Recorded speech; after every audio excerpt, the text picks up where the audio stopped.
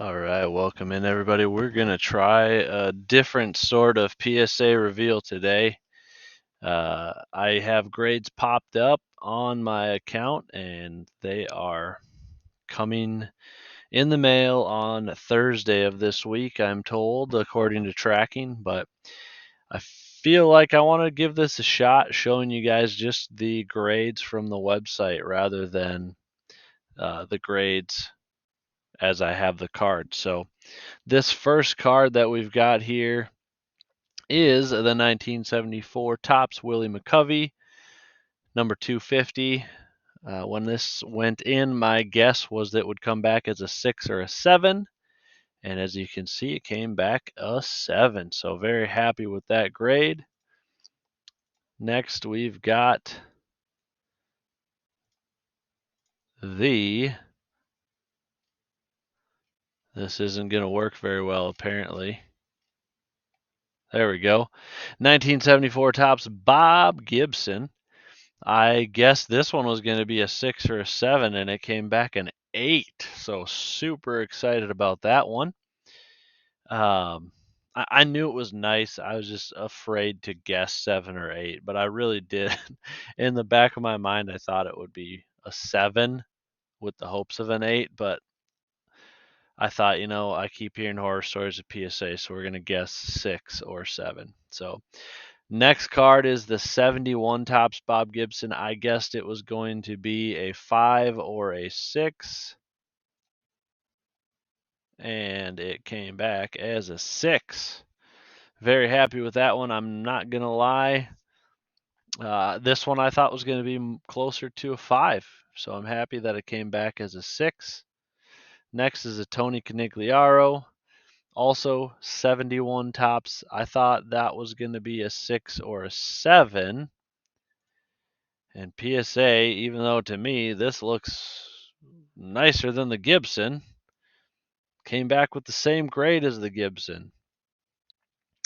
Next is going to be the 71 Topps Steve Garvey. I thought it was going to be a 6 or a 7. And PSA gave me a 6.5. So this is one that I thought looked slightly worse than the Canigliaro. But it came back better than the Canigliaro. But I'll take it. 6.5. That's the first card I've gotten back with a half-point grade, but I'm happy with a 6.5. Next is the 71 Topps Reggie Jackson. I also thought this one was going to come back as a 6 or a 7, and it came back as a 6. Again, this one looks better than the Gibson to me, but the centering on this one is the worst out of all of them so far. So a 6 makes sense to me on this one. The next one is a 71 Roberto Clemente, and I'm sad to say I missed something, or PSA saw something that wasn't there, but it came back as evidence of trimming or not trimming, evidence of recoloration on the 71 Clemente. So I missed something, I guess, but I didn't think it was recolored when I bought it, and that sucks because I paid for it as if it was going to be a 5 or a 6. So it's too late to send back for a refund. But you know what? Overall, the last order and so far what we've seen on this order, making more than enough money to make up the difference. But it is unfortunate. I'm going to take a closer look at it when it comes back and try to figure out what they saw. But moving on, we have a 64 Roberto Clemente. I thought it was going to be a 5 or a 6, mostly due to centering, if I believe. Yep, mostly due to centering. A very nice, clean looking card, front and back, and it came back a 5. So far, every card has come back in the grading range that I was anticipating. So I'm happy with that. Next card is going to be the 68 Topps Carl Yastrzemski.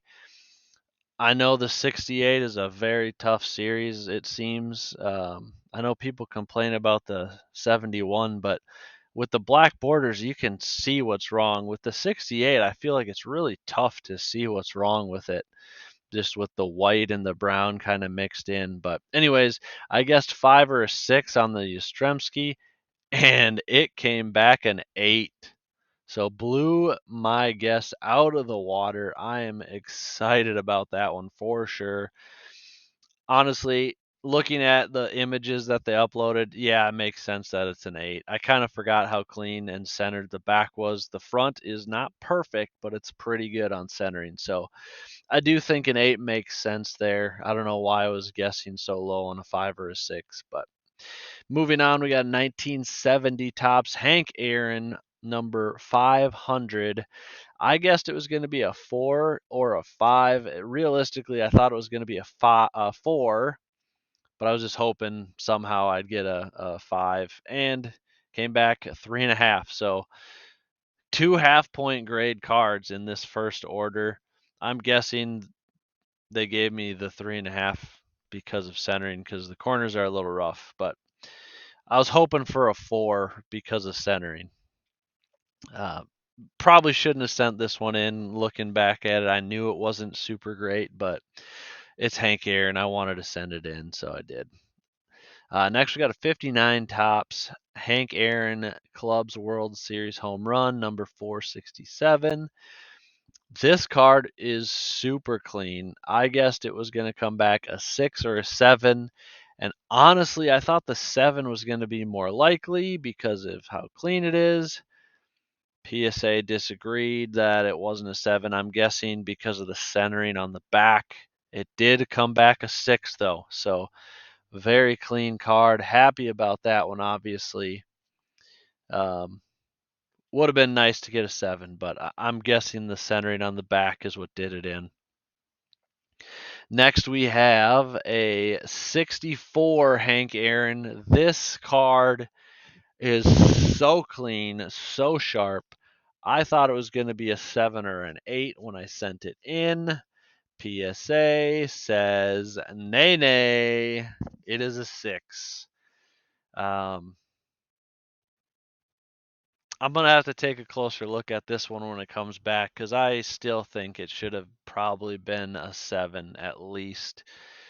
It is so clean. Front and back, you can see the centering on the front's not perfect, but it's not bad. It's definitely good enough to be a 7. And the back centering is nice, very nice, and very clean. All 4 corners are very clean. So, I don't know. I'm going to have to take a look at the surface. Maybe there's something on the surface I wasn't seeing, but I still think this one should have been at least a 7. I may end up cracking this one and sending it in on my next order, but we will find out.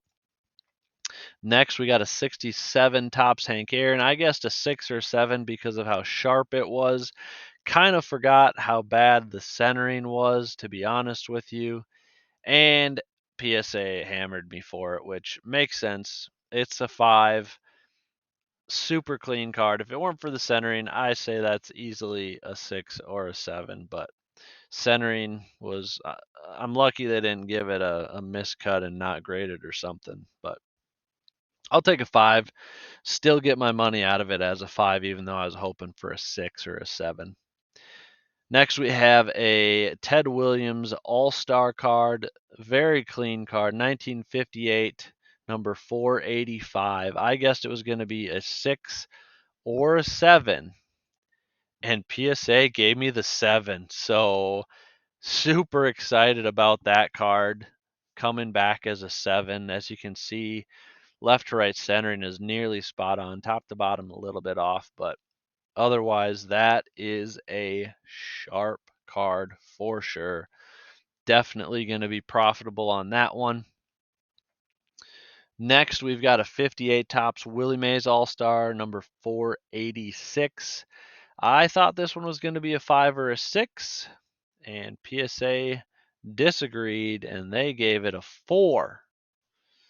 So this is another one I'm going to have to take a closer look at because I was accounting for centering not being perfect on this one, and I still thought it should have gotten at least a 5 or a 6. So we're going to take a closer look at it when it comes back and see if it's worth cracking and resubmitting, but I don't know.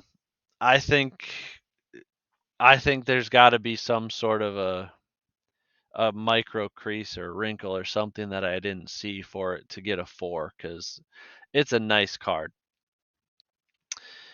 Next, we have a 58 Topps Willie Mays number 5, so the non All Star version. I thought it was going to be a 4 or 5 due to some stains on the back, and PSA agreed and gave it a 4. So, I mean, look at this card and then go back and look at the other Willie Mays and tell me that this one is not worse. So, I don't know. They got the same grade. I'm gonna have to take a look at the cards when they get here and figure it out.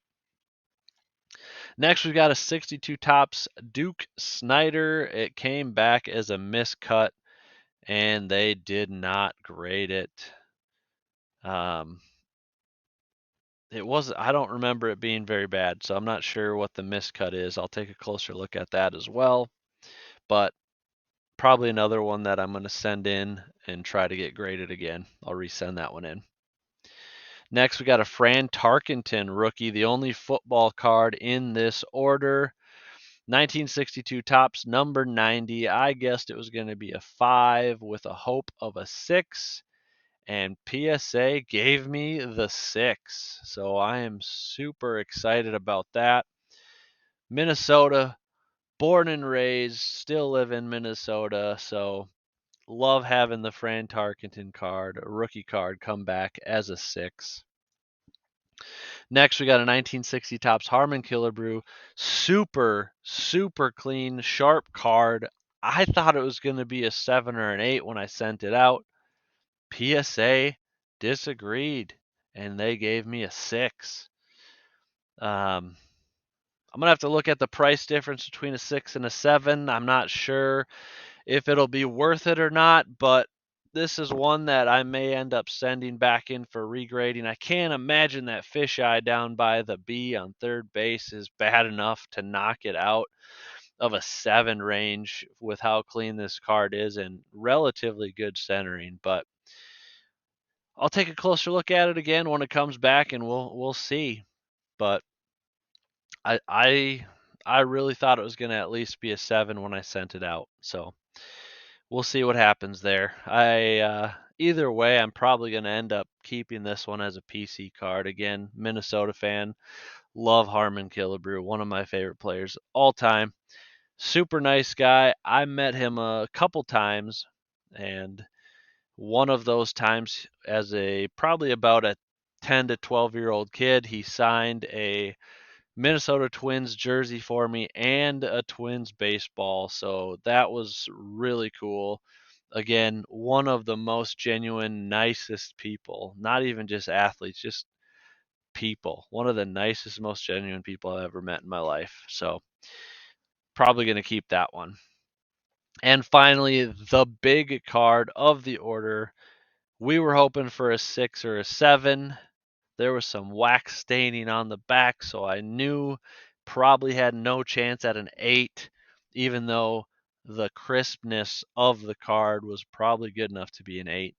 We have a 1951 Bowman Roy Campanella. Came back as a 6. As you can see, the wax staining on the back is there, but the color and image quality of this card is incredible. The centering is pretty good. It does have a slight diamond shaped cut to it. It's not perfectly square.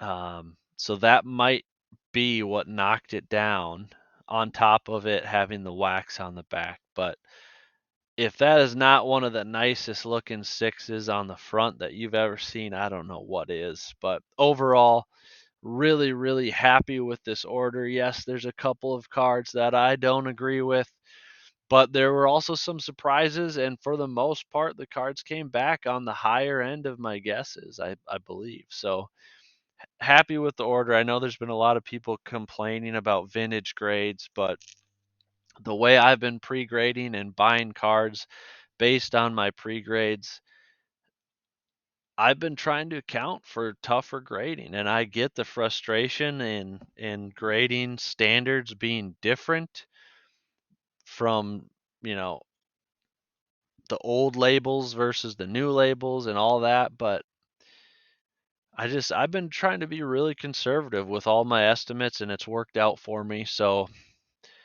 fingers crossed that the rest of my orders come back as the first two did. So hopefully you guys enjoyed this. If you did, please like and subscribe. I'll give you one last update quick on this order before I wrap it up, just so you guys have an idea how long it took. This order was shipped out on February 17th. PSA received it on February 22nd, and they just finished grading it today on May 15th. I am scheduled to receive the package in the mail on Wednesday or Thursday. So, all in all, it'll end up being almost exactly 3 months door to door. It's very similar to the last PSA order I showed you, just it ended up taking about a week to a week and a half longer in total processing time than the last one. But anyways, hope you guys enjoyed this video. Stay tuned for more. I've got more PSA orders coming back shortly. Let me know if you like this format better or if you'd rather me wait until the slabs actually show up on future videos.